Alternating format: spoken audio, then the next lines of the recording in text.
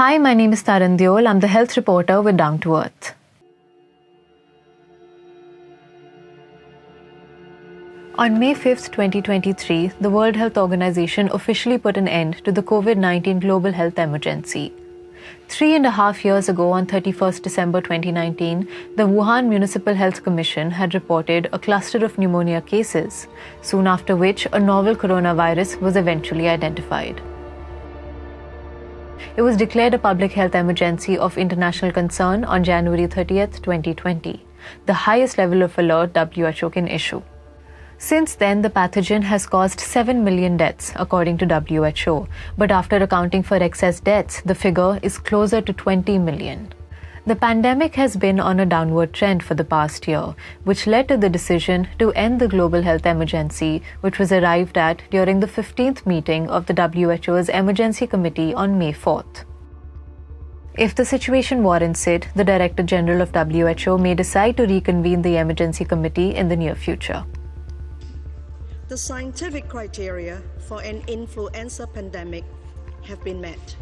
The H1N1 outbreak, which began in the spring of 2009, caused death and illness in 74 countries, was the last pandemic we saw before COVID-19. When its end was announced in August 2010, the disease had not disappeared yet and cases were still erupting.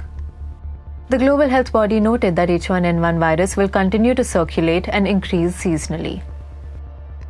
COVID-19 is exhibiting a similar behavior. Country-wise government data from just last week shows that while daily cases have come down considerably, SARS-CoV-2 was still claiming a life every 3 minutes.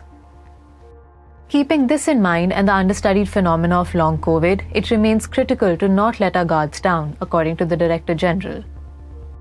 The end of the pandemic might have several ramifications. Countries like the United States, the United Kingdom, and even India have effectively returned to normal life, with no mask mandates, lifting of restrictions, and free COVID-19 testing no longer available.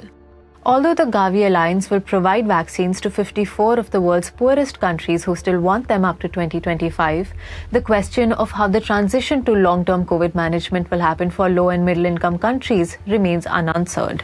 In late 2020, Moderna had announced it will not patent its vaccines, but only till the pandemic goes on.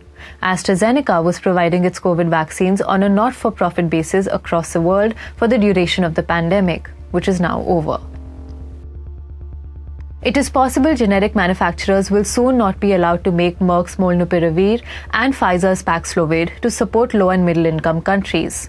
So, the inequity in access to vaccines and treatments might just magnify now because pandemics do not end at the same time for all countries. Even after cases decline, the economic and political impacts of the disease linger on. Meanwhile, the WHO is preparing to integrate SARS-CoV-2 surveillance into the global influenza surveillance and response system and outline ways to streamline it. COVID-19 also triggered the need to put in place a pandemic treaty to be better prepared for future outbreaks, a final draft of which is expected during the 77th World Health Assembly in 2024. Amendments to the international health regulations to bridge shortcomings in its application and implementation are also under discussion. These two documents are expected to complement each other and prepare us better for the next pandemic. To know more about the latest news on science, technology, and climate change, head to the Down to Earth channel linked in the description.